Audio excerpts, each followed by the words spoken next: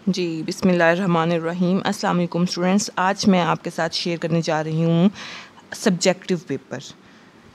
Past papers हैं, subjective paper stats का first year का मैं सब डिस्कस करने जा रही हूँ। 2019 का पेपर मेरे सामने है जी। इसमें देखें 2019 के पेपर में पार्ट 1 यानी कि सब्जेक्टिव पेपर है। पहला क्वेश्चन है define primary data. Primary data की डेफिनेशन इसमें आपने करनी है।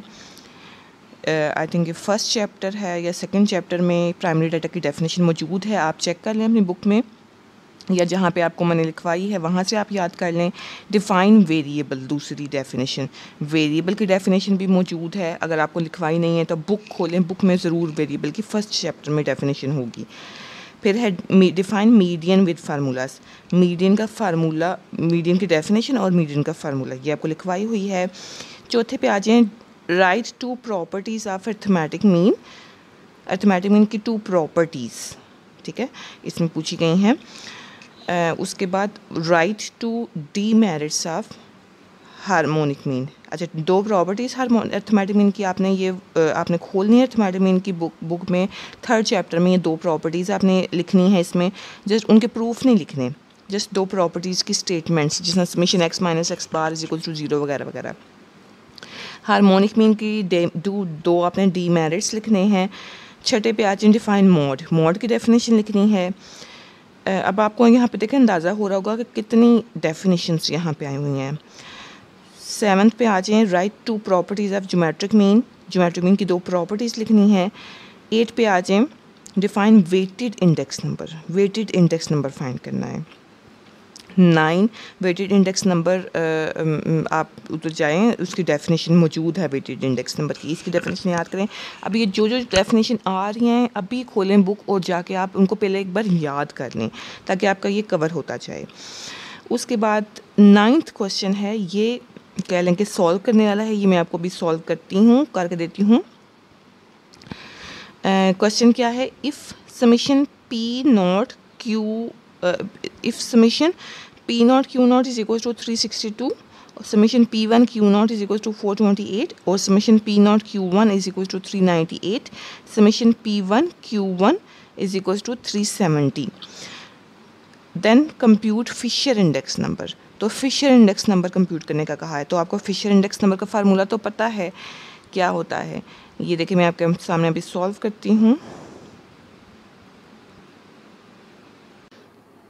जी। इसमें क्वेश्चन पे आ जाए, 2 का जो पार्ट है इसमें लिखा है गिवन दैट समेशन, ये गिवन इंफॉर्मेशन है, summation P not Q naught, summation P one Q naught, summation P not Q one और summation P one Q one. Fisher index number पूछा गया है।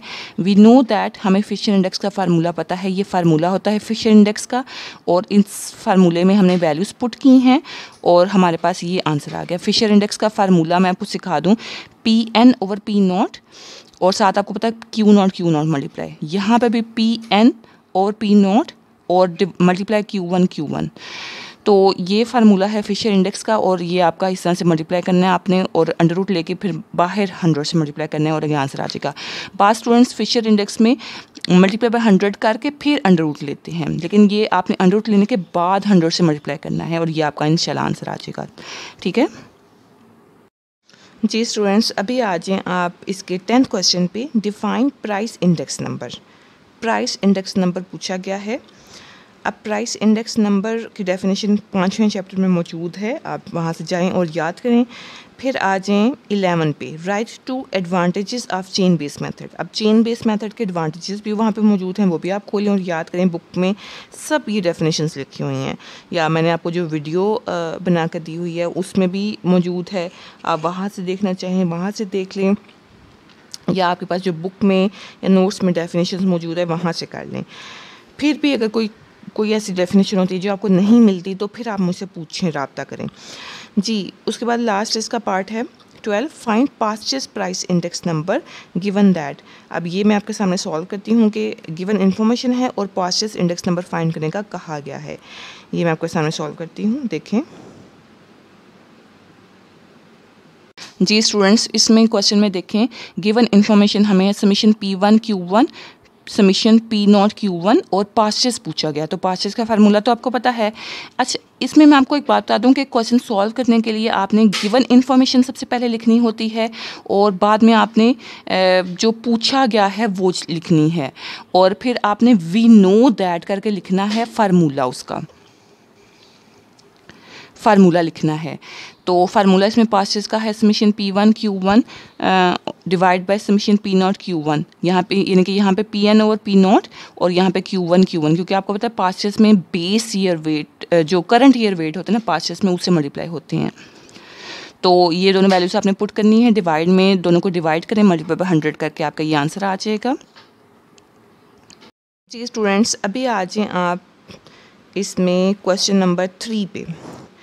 लिखा है, इसका फर्स्ट है what is simple classification. Simple classification क्या है? ये आपका सेकंड चैप्टर की डेफिनेशन है, आप बुक खोलें और वहाँ से याद कर लें। डिफाइन ग्रुप डाटा, ये भी सेकंड चैप्टर में है, ग्रुप डाटा की डेफिनेशन याद कर लें। डिफाइन रेंज, ये रेंज हमारे पास चौथे चैप्टर की डेफिनेशन है, आपने रेंज की डेफिनेशन भी याद करनी है। रेंज आपको पता है maximum value minus minimum value होती है। चौथा क्वेश्चन है what are different measures of absolute dispersion. जी, एब्सोल्यूट डिस्पर्शन के व्हाट आर डिफरेंट मेजर्स क्या हैं डिफरेंट एब्सोल्यूट डिस्पर्शन की। तो एब्सोल्यूट डिस्पर्शन के डिफरेंट मेजर्स ये हैं, जैसे कि आप वैसे इसकी डेफिनेशन जाके देख भी लें, लेकिन मैं आपको थोड़ा बता देती हूँ कि इसमें range, quartile deviation, mean deviation, standard deviation ये आ जाएंगी। उसके बाद पांचवा है if variance of x is equals to 4, तो फाइंड करना है वेरिएंस ऑफ 3x। ये मैं आपके सामने सॉल्व करती हूँ, आप देखें। जी, इसमें गिवन इन्फॉर्मेशन हमें क्या है, variance of x equal to 4 और वेरिएंस ऑफ 3x पूछा गया है। तो ये तो आपको पता है कि वेरिएंस जब अप्लाई होता है, कुछ मल्टीप्लाई ये डिवाइड हो रहा है, उसका स्केयर हो जाता है, यानी कि 3 का स्केयर हो जाएगा। और वेरिएंस ऑफ x 3 का square 9 into 4, variance of x की जगह 4, 9 इंटू 4 36, ये 36 हमारे पास आंसर आ गया। फ्रेंड्स, अभी आप आ जाएँ, इसका छठा पार्ट है व्हाट इज़ वेरिएंस। वेरिएंस क्या है, इसके डेफिनेशन, ये चौथे चैप्टर की डेफिनेशन है, आप इंपॉर्टेंट डेफिनेशन है, आपने देखनी है जाके। छठे के बाद सातवें पे आ जाएँ, if μ2 is equals to 4 and μ4 is equals to 56 then find β2। जी, μ2 4 है और μ4 56 है, तो हमने फाइंड करना है β2। ये मैं आपके सामने सॉल्व करती हूँ, आप देखें।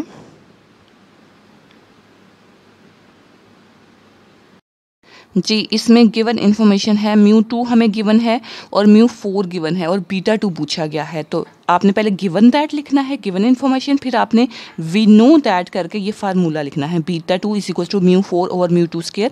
ये दोनों वैल्यूज पुट करनी है, ऊपर 56 डिवाइड में 4 का स्केयर, तो 4 का स्केयर आपने 16 लिख देना है डिवाइड में, तो 56 डिवाइड बाई 16 और ये हमारे पास आंसर आ जाएगा 3.5। जी स्टूडेंट्स, अभी आप आ जाएं 8th पार्ट पे, व्हाट इज़ कर्टोसिस। कर्टोसिस ये चौथे चैप्टर की डेफिनेशन है। कर्टोसिस आपने याद करनी है। कर्टोसिस आपको होता है ना, मेजर ऑफ पीकनेस होती है, पीक को मेजर करता है। उसके बाद 9th पे आ जाएं, डिफाइन रैंडम एक्सपेरिमेंट, ये भी आपने याद करनी है, डेफिनेशन है रैंडम एक्सपेरिमेंट की। उसके बाद 10 पे आ जाएं, define equally likely events. Equally likely events की याद रखें, वो इवेंट्स होते हैं जिनकी प्रोबेबिलिटी सेम हो, उनको हम इक्वली लाइकली इवेंट्स कहते हैं। ये आपने डेफिनेशन प्रॉपर मौजूद है, आपने जाना है और जाकर याद करनी है। उसके बाद 11 पे आ जाएं, if probability of A is equal to 0.5, probability of B is equal to 0.2, then find करनी है probability of A union B. अगर वो कह रहे हैं कि ए बी दोनों म्यूचुअली एक्सक्लूसिव इवेंट्स हैं, तो ये मैं आपके सामने सॉल्व करती हूँ, आप देखें। जी, अब इस पे आ जाएंगे, गिवन इन्फॉर्मेशन हमें क्या है, probability of A is equal to 0.5, probability of B given है और पूछा गया है probability of A union B. और ए एंड बी कहा गया है कि if A and B are mutually exclusive events, अगर वो म्यूचुअली एक्सक्लूसिव इवेंट्स हैं, वी नो दैट, हमें पता है probability of A union B इसके बराबर होता है, इसका फार्मूला होता है, इसमें ये वैल्यूज़ पुट करनी है। और probability of A intersection B, common portion उनकी प्रोबेबिलिटी 0 कर दे। क्यों? क्योंकि कहा गया था कि ए और बी दोनों आपस में म्यूचुअली एक्सक्लूसिव इवेंट्स हैं, यानी कि उनमें कुछ भी कॉमन नहीं है। म्यूचुअली एक्सक्लूसिव का मतलब है कुछ भी कॉमन नहीं है, कॉमन नहीं है तो उसकी प्रोबेबिलिटी फिर 0 होगी। इस तरह करके आपने ये सॉल्व कर लेना है। उसके बाद नेक्स्ट क्वेश्चन है, इसमें गिवन इन्फॉर्मेशन क्या है, given that probability of card is king, ये पूछी गई है किंग की प्रोबेबिलिटी। तो किंग आपको पता है कार्ड कितने होते हैं, 4 होते हैं, यानी कि स्पेड में, क्लब में, हार्ट में, डायमंड में, सब में एक एक किंग होगा। तो 4 किंग हुए 4/52, क्योंकि small m over n formula होता है ना, तो टोटल तो 52 हैं, डिवाइड में 52 आ गया, 4/52 यानी कि 1/13 है, ये हमारा आंसर आ गया। स्टूडेंट्स अभी आप इस पे आ जाएं, 4 क्वेश्चन पे लिखा है डिफाइन, पहला पार्ट है इसका, define mathematical expression of a random variable. Random variable का मैथमेटिकल एक्सप्रेशन आपने फाइंड करना है। सेकंड पे आ जाएं, explain continuous random variable with an example. Continuous random variable आपने फाइंड करना है एग्जांपल के साथ। तीसरे पे आ जाएं, what are the properties of a discrete probability distribution. जी आपने डिस्क्रीट प्रोबेबिलिटी डिस्ट्रीब्यूशन की प्रॉपर्टीज़ लिखनी है इसमें। ये आपका डिस्क्रीट प्रोबेबिलिटी डिस्ट्रीब्यूशन का चैप्टर निकालें।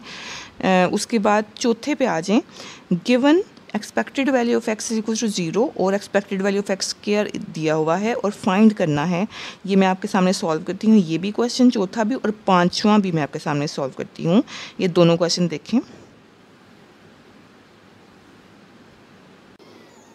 जी इसमें गिवन इन्फॉर्मेशन हमारे पास ये है कि समेशन एक्स हमें 0 गिवन है और समेशन एक्स स्क्वायर हमें गिवन है और ये पूछा गया है। तो अब हमने ई अप्लाई करना है, ई इसके साथ भी आ जाएगा, इसके साथ भी, और कांस्टेंट को एज इट इज़ लिख दिया।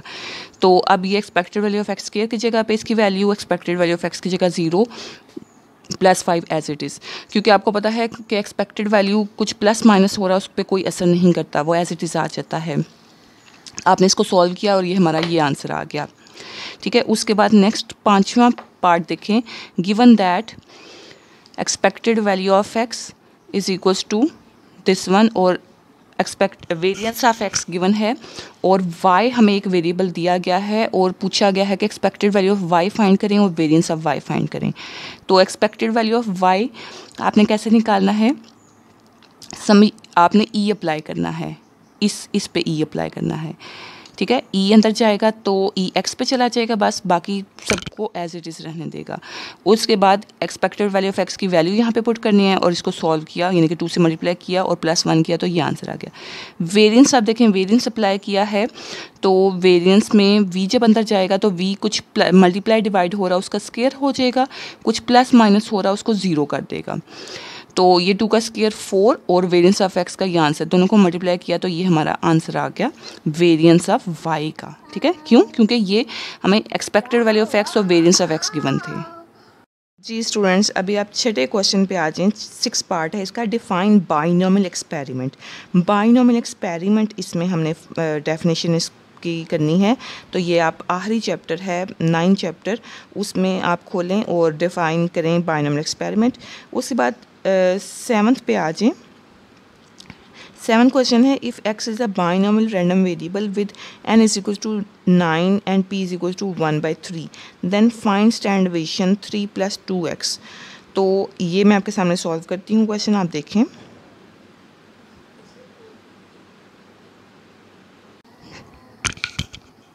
जी इसमें गिवन इंफॉर्मेशन है n और p की वैल्यू गिवन है और हमसे पूछा क्या गया है, स्टैंडर्ड डेविएशन पूछा गया है 3 + 2x का। तो अब वी नो दैट, हमें पता है कि ये तो था ना n और p गिवन है बाइनोमियल का, यकीनन बाइनोमियल डिस्ट्रीब्यूशन है। तो वेरिएंस ऑफ x हमें पता है किसके बराबर होता है, n/p/q, यानी कि n p और q कहाँ से आ गया, q आपको पता है q बराबर होता है 1 - p, तो 1 - p किया गया तो वो 2/3 आ गया, ये 1/3 है ना, तो वो 2/3 आ गया, ये 2/3। आप 1 - 1/3 करके देख लें, 2/3 आ जाएगा। अब n p q तीनों को आपस में मल्टीप्लाई किया तो आंसर 2 आ गया। ठीक है, ये वेरिएंस ऑफ एक्स का आंसर 2 आ गया, लेकिन हमें तो ये पूरी स्टेटमेंट सॉल्व करनी है। तो इसमें देखें अब हमने क्या करना है कि वेरिएंस ऑफ एक्स हमारे पास आ गया 2 तो स्टैंडर्ड डेविएशन ऑफ x कैसे आएगा, √2 ले लें, ये आ गया। अब स्टैंडर्ड डेविएशन इस पे अप्लाई करेंगे। स्टैंडर्ड डेविएशन कांस्टेंट कुछ हो प्लस माइनस हो रहा उसको 0 कर देगा, और कुछ मल्टीप्लाई डिवाइड हो रहा उसको एज इट इज़ आ जाएगा। वेरिएंस में वो स्केयर हो जाता है। यहाँ पे ये 2 एज इट इज़ आ गया, स्टैंडर्ड डेविएशन जो है x पे चला गया। इसका आंसर यहाँ पे लिखा है, इसको 2 से मल्टीप्लाई किया तो ये आंसर आ गया। उसके बाद नेक्स्ट आप जी स्टूडेंट्स, अभी आप आ जाएँ इसके सेकंड लास्ट पार्ट पे। लिखा है state probability function of hyper geometric distribution. तो इसमें आपने हाइपर ज्योमेट्रिक डिस्ट्रीब्यूशन का जो फंक्शन होता है वो लिखना है, and also right it's mean and variance. तो इसका मीन और वेरिएंस भी हाइपर ज्योमेट्रिक का लिखना है आपने। लास्ट पार्ट पे आ जाएँ। लिखा है given n is equal to 10 and small n is equal to 2, k is equal to 2। Find करने का कहा है कि probability of x is equal to 0 find करें। तो ये मैं आपके सामने भी सॉल्व करती हूँ, आप देखें। जी, इसमें आप आ जाएँ। गिवन इन्फॉर्मेशन हमें कैपिटल एन, स्मॉल एन और के गिवन है, और probability of X is equal to 0 पूछा गया है। वी नो दैट हमें हाइपर ज्योमेट्री का फार्मूला पता है। आपने ये हाइपर ज्योमेट्री का पहले फार्मूला लिखना है और फिर उसमें ये सारी वैल्यूज पुट करनी है, ठीक है, और ये हमारा आंसर आ जाएगा। इसके आपने कॉम्बिनेशन निकालने हैं। अब यहाँ पे आपको पता है डिवाइड में capital N C small N होता है, और यहाँ पे ऊपर के होता है, इधर 2 और इधर 8। 2 में से x निकाल लें और 8 में से रिमेनिंग निकाल लें। इसको सॉल्व किया, ये आपका आंसर आ जाएगा।